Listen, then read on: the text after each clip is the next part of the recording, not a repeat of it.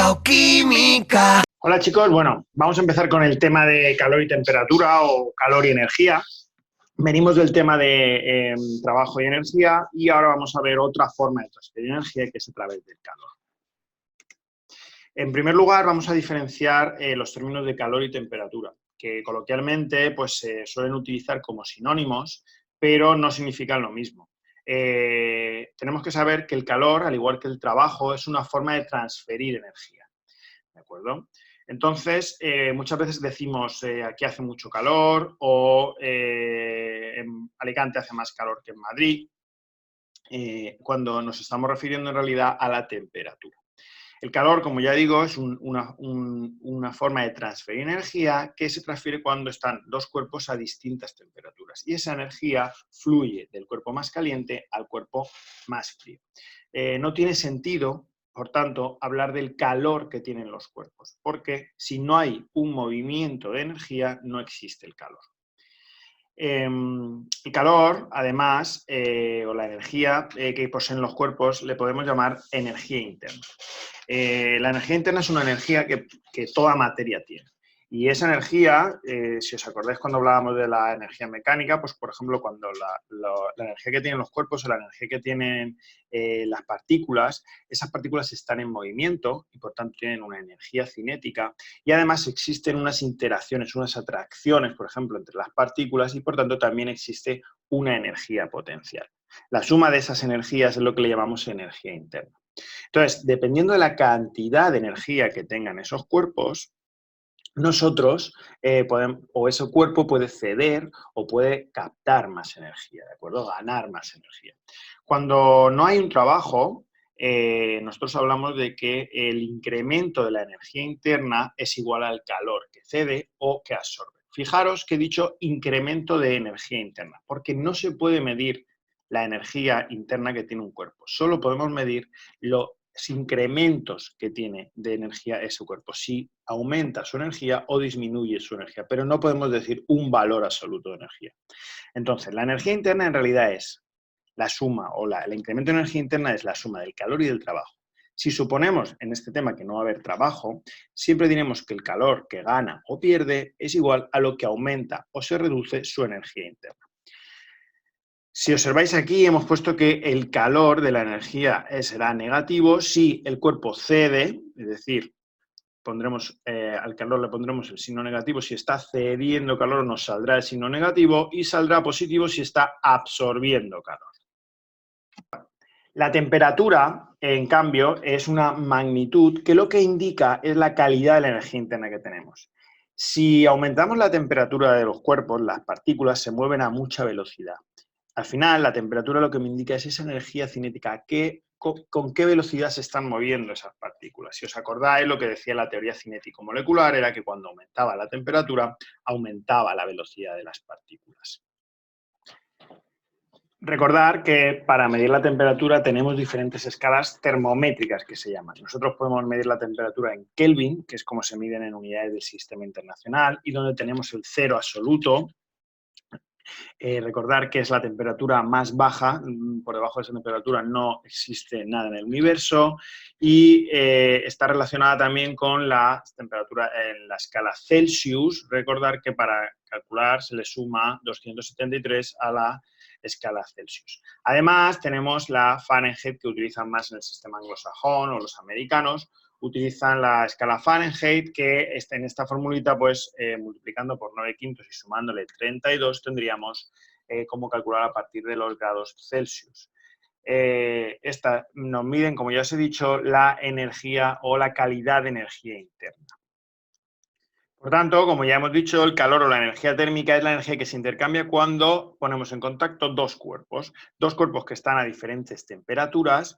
Cuando se ponen en contacto llega un momento en que alcanzan un equilibrio o un equilibrio térmico. Esto lo notáis cuando de repente, por ejemplo, si tocáis la mano a alguien, os puede parecer que está muy frío o que está muy caliente. Eso es porque hay una diferencia de temperatura. Si os quedaseis con la mano cogida un largo tiempo, llegaría un momento en que no notaríais esa diferencia de temperatura, porque los cuerpos se ponen a la misma temperatura. ¿Cómo se transmite el calor? Bueno, pues la transmisión de calor se puede hacer de diferentes formas. Conocemos tres formas de transmitir el calor, o vamos a ver tres formas de transmitir el calor.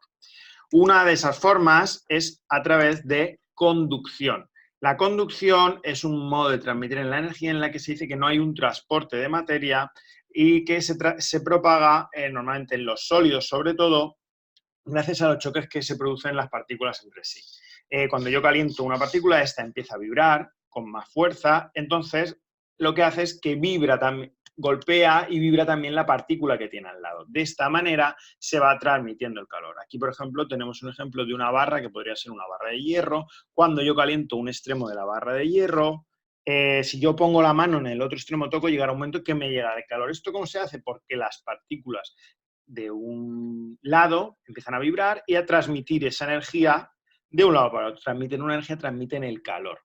Otra de las formas que tenemos es lo que conocemos como convección. En la convección sí que existe un transporte de materia. ¿Qué significa que existe un transporte de materia? Significa que las partículas sí que viajan. En la barra, las partículas se quedan en el mismo sitio, simplemente vibran de un lado a otro.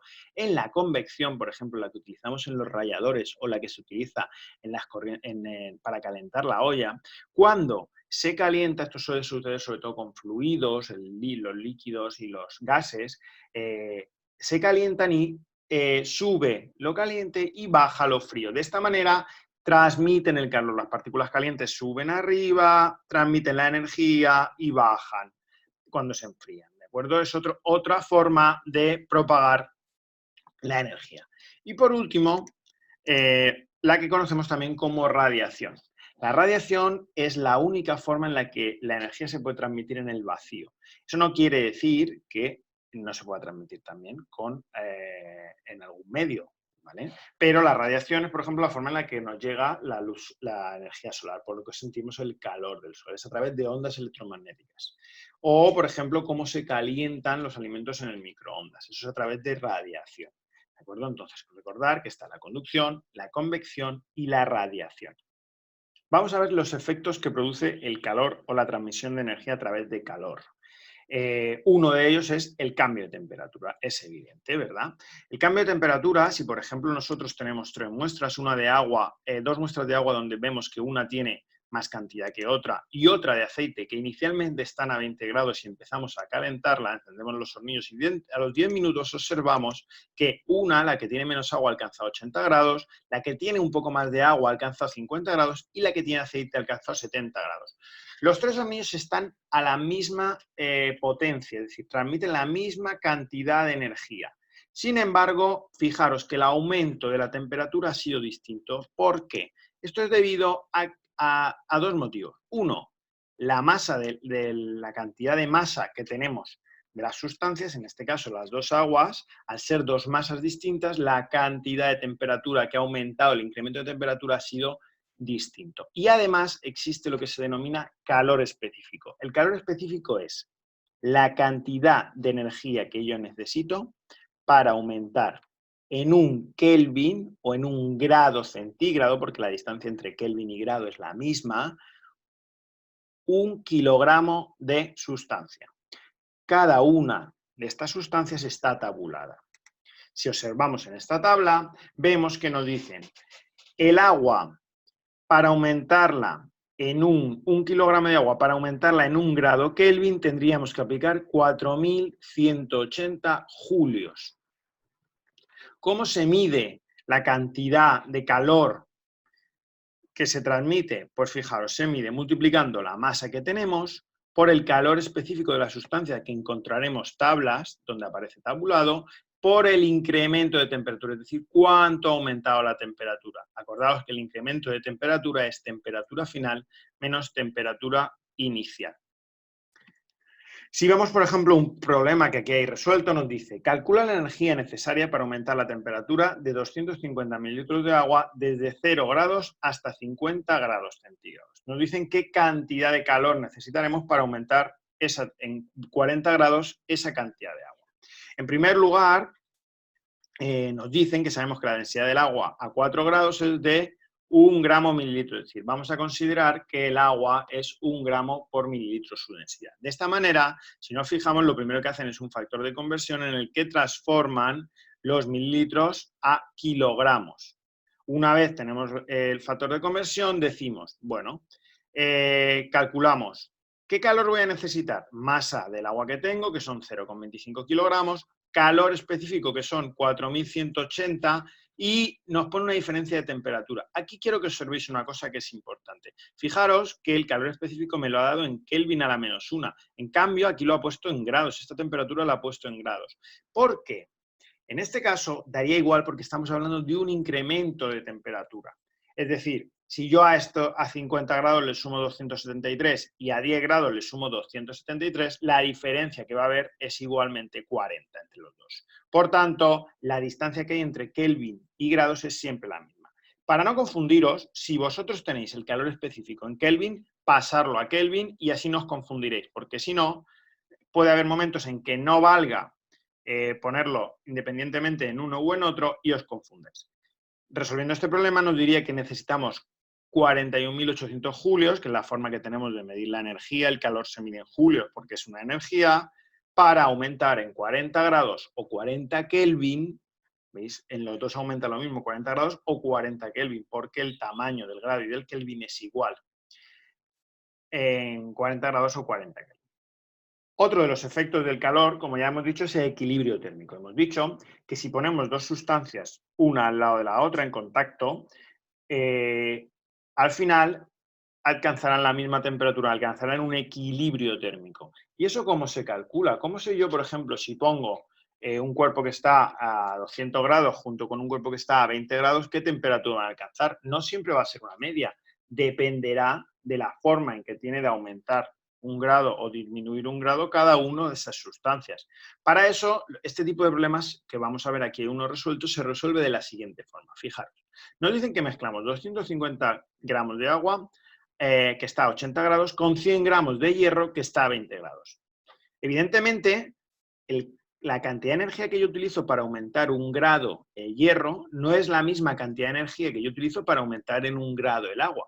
Por eso lo que tengo que calcular es qué cantidad de energía se va a transformar, va a traspasar de un sitio a otro, porque al final lo que van a llegar es a la misma temperatura. Entonces hacemos lo siguiente y decimos, vale, calor que va, en este caso, que el agua está más caliente, calor que el agua va a ceder, es decir, del agua va a ir la energía hacia el hierro, el agua va a ceder calor. Pues el calor que el agua cederá será igual a la masa de agua que tenemos por el calor específico del agua, que eso está tabulado, tendremos tablas, por el incremento de temperatura, es decir, la temperatura final menos la temperatura inicial. Yo conozco la masa, conozco el calor específico. ¿Conozco la temperatura final? No, será la temperatura de equilibrio a la que los dos cuerpos se encontrarán después de estar un tiempo en contacto. Temperatura final, menos 80. Fijaros en este detalle. Si miramos aquí y nos fijamos, la temperatura final del agua, el agua se va a enfriar porque es la que está caliente, es decir, va a ceder energía y va a bajar. Por tanto, esta temperatura final será más pequeña. Si os fijáis, más pequeña que 80. Si os fijáis, esto nos va a dar negativo. Como os dije antes, el calor cuando se cede nos sale negativo. No hace falta que lo tengamos en cuenta si colocamos bien esto, porque directamente el calor nos saldrá negativo. Ahora vamos a ver el calor que el hierro va a recibir y por tanto va a aumentar su energía. Será la masa del hierro, el calor específico del hierro que está tabulado y el incremento de temperatura del hierro. ¿Temperatura final que tendrá el hierro? No la sabemos. Temperatura inicial será 20. Temperatura final será la misma que alcance el agua porque llegarán a un equilibrio térmico. Los dos estarán a la misma temperatura. Eso quiere decir que si nosotros sumamos el calor que cede el foco caliente o la sustancia caliente más el calor que recibe el frío, tiene que ser igual a 0, porque una es negativa, ¿verdad? O podemos decir que el calor del caliente tiene que ser igual al menos el calor del frío, porque menos por menos será más, ¿vale? O este nos saldrá negativo el caliente y entonces este nos quedará negativo. ¿Vale? Acordaros que si lo ponéis uno al lado del otro, uno tiene que estar cambiado de signo. Pero si hacéis mejor, ponéis el caliente más el frío es igual a 0, nunca os equivocaréis, porque sabéis que este caliente saldrá negativo. Este es negativo, este es positivo y al final da 0. Bueno, pues simplemente nos queda un sistema que iguala, ni siquiera un sistema, una ecuación con la única incógnita que es temperatura-frío. Igualándolo nos sale que la temperatura en frío será 77,47 grados. Aquí una vez más lo ha puesto en grados centígrados, pero recuerdo que esto lo podemos hacer con Kelvin. Si nuestro calor específico viene en Kelvin, para no confundirnos si esta temperatura final, pues nos saldrá mayor, nos saldrá más 273 Kelvin. Otro de los efectos del calor bien conocidos son los cambios de estado. Recordad, esto lo recordáis de los cursos anteriores, los diferentes cambios de estado, pues el cambio de sólido a líquido, de líquido a gas, y de gas podríamos también cambiarlo directamente a sólido o viceversa. Si os acordáis, para producir un cambio de estado necesitamos proporcionar una energía, es decir, necesitamos proporcionar una cantidad de calor. La cantidad de energía que yo tengo que proporcionar se calcula así. El calor es igual a la masa por L. L es lo que se llama calor latente. Igual que antes os decía que el calor específico es la energía que necesito, o el joulio, la energía que necesitamos proporcionar para aumentar en un Kelvin 1 kilogramo de sustancia, ahora el calor latente lo que nos dice es la energía que tenemos que proporcionar para cambiar de estado 1 kilogramo de sustancia. ¿Por qué no me dicen aquí temperatura? Porque acordaros, y ahora lo veremos más adelante, que durante los cambios de temperatura que durante los cambios de estado no existe cambio de temperatura. La temperatura se mantiene constante. El calor latente es diferente en función de si se refiere, este es el calor latente de fusión, es decir, del paso de sólido a líquido, y nos dice que necesitaríamos 334,4 kilojulios para cambiar 1 kilogramo de sustancia. Y en el de vapor necesitaríamos 2.245 kilojulios para cambiar de estado 1 kilogramo de agua. Si os acordáis, esta es la gráfica de calentamiento, por ejemplo, de cualquier sustancia, en este caso la del agua. Si os acordáis, cuando nosotros damos calor, fijaos que empieza a aumentar la temperatura. Durante el cambio de estado se mantiene constante la temperatura. Si seguimos calentando, pasa a líquido. Seguimos calentando, está el cambio de estado, y si seguimos calentando, aumenta la temperatura. Es decir, si nos fijamos aquí, tenemos diferentes cambios de estado. El punto de fusión coincidía con el punto de solidificación y el punto de ebullición coincidía con el punto de condensación. Si nos fijamos aquí, es importante que veamos que aquí vamos a proporcionar una cantidad de calor para pasar una determinada masa desde 0 grados, desde menos 20 grados a 0 grados, con su calor específico. Aquí vamos a proporcionar una cantidad de calor para producir un cambio de estado y utilizaremos el calor latente. Aquí volveremos a utilizar un calor para aumentar la temperatura, utilizaremos el calor específico. Aquí latente y aquí específico. Es decir, que si yo quiero llevar una sustancia como el agua desde menos 20 grados hasta 120 grados, por ejemplo, tendré que sumar el calor que necesito para calentarlo hasta el punto de fusión, después para producir el cambio, etc. Se sumarán las diferentes calores que necesito. Vamos a ver un problema en el que vemos esto que os he dicho. Vamos a ver la cantidad de calor que necesitamos para cambiar 100 gramos de hielo desde menos 10 grados hasta 160 grados.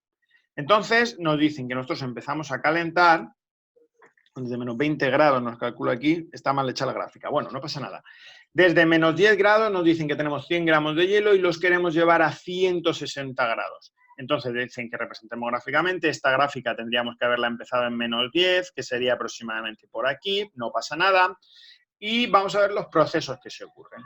Entonces, esto siempre se resuelve de la misma manera. Nosotros colocamos los diferentes cambios que va a haber y las diferentes cantidades de energía que necesitaremos aportar.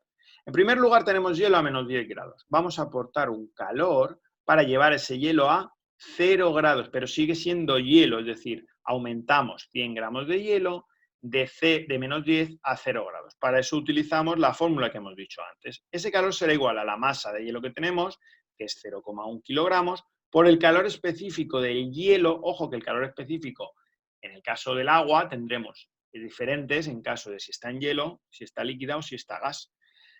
Calor específico del hielo, que es este, por la diferencia de temperatura. Temperatura a la que le quiero llevar, 0 grados. Temperatura de la que viene, menos 10 grados. Ojo, que pone menos 10, porque es la resta. Y eso necesitaré 2090 julio. Luego ese hielo, que ya tengo hielo a 0 grados, lo quiero pasar a agua a 0 grados. Es decir, voy a hacer esto. Voy a necesitar una cantidad de energía simplemente para producir un cambio de estado. Y para eso calculo el calor para el cambio de fase. ¿Y cómo se calcula? Pues con el calor latente. Masa, que es 0,1, por el calor latente, que en este caso es 300,34, por 10 a la 3, porque el calor latente en este caso nos lo han dado en kilojulios. Por tanto, lo pone en julios. Y nos dice que necesitamos 33.440 julios. Así continuaríamos, calcularíamos el calor que necesitamos para pasar desde agua a 0 grados hasta agua a 100 grados. Ojo, todavía en estado líquido, es decir, hasta aquí. Pues eso utilizaremos un cambio de temperatura, igual que antes. La masa por el calor específico, en este caso del agua líquida, que es 4180, temperatura final menos temperatura inicial. Y necesitaríamos esta cantidad de calor. Otro para producir el cambio desde agua líquida a agua vapor, otro cambio de fase, utilizaremos la fórmula anterior, y otro para calentar hasta 160 grados. Finalmente, lo que haríamos sería sumar todos los calores que hemos necesitado y tendríamos la energía necesaria para aumentar desde menos 0 grados, de menos 10 grados de hielo hasta 160 grados de vapor. Vamos a ver otro de los efectos que produce el calor, que es la dilatación de los sólidos. Si os fijáis en la construcción, por ejemplo, de puentes o en los edificios, se ponen lo que se llaman las juntas de dilatación. Esas juntas de dilatación sirven porque cuando hace más calor, por ejemplo en verano, hay materiales que aumentan su tamaño. Y para evitar, también se pone, por ejemplo, en las vías de tren, para evitar que se deformen, hay que dejar un pequeño espacio en las vías de tren porque la dilatación es tan grande que deformaría las vías, por ejemplo, y haría descarrilar a los trenes. Las diferentes dilataciones que tenemos pueden ser dilataciones lineales, por ejemplo, en hilos, se aumentarían simplemente una longitud, una dilatación superficial en planchas, por ejemplo, que aumentarían tanto su ancho como su alto, o una dilatación cúbica o de volumen, porque aumentaría su volumen. Para calcular cuánto aumenta o el incremento o cuánto aumenta este tamaño, existen lo que se llaman los coeficientes de dilatación. En este caso tenemos los coeficientes de dilatación lineal, que los podemos tener, se representan por la letra alfa y se pueden representar por grados Celsius a la -1 o por grados Kelvin a la -1. ¿De acuerdo? Fijaros siempre bien en qué unidades os están dando el coeficiente de dilatación lineal. Vamos a ver cómo se calcula, con un pequeño ejemplo, la dilatación de sólidos.